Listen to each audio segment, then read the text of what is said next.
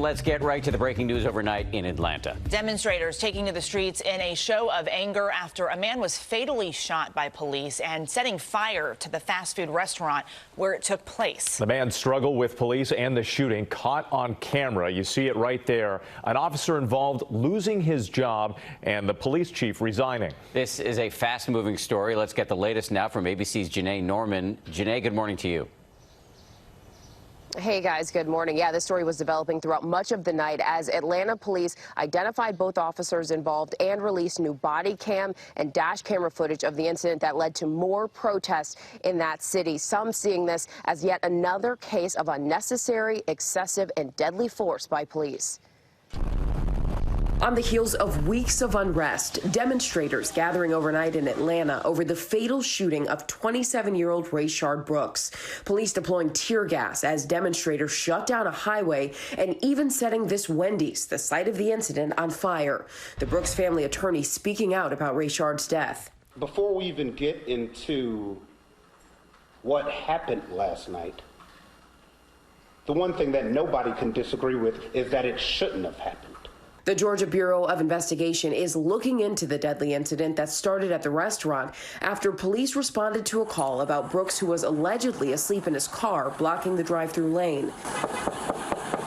Newly released police body cam footage shows Brooks perform several sobriety tests. Will you take a preliminary breath test for me? Just yes or no? I don't want to refuse anything.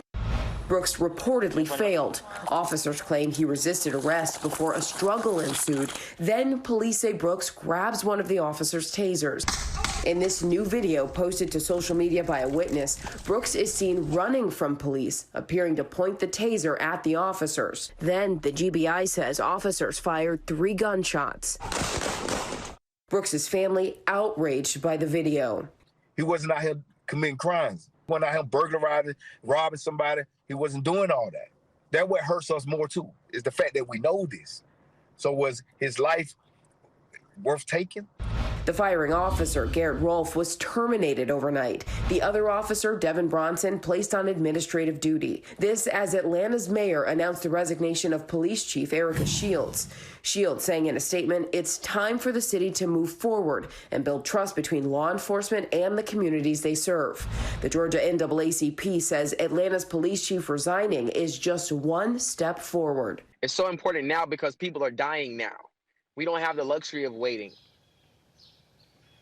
And Brooks's death comes amid nationwide calls for police reform in cases of excessive force. And we have seen swift action in this case, the police chief resigning and that officer fired, all within about 24 hours. Well, hey there, GMA fans. Robin Roberts here. Thanks for checking out our YouTube channel. Lots of great stuff here. So go on, click the subscribe button right over here to get more of awesome videos and content from GMA every day, anytime. We thank you for watching, and we'll see you in the morning on GMA.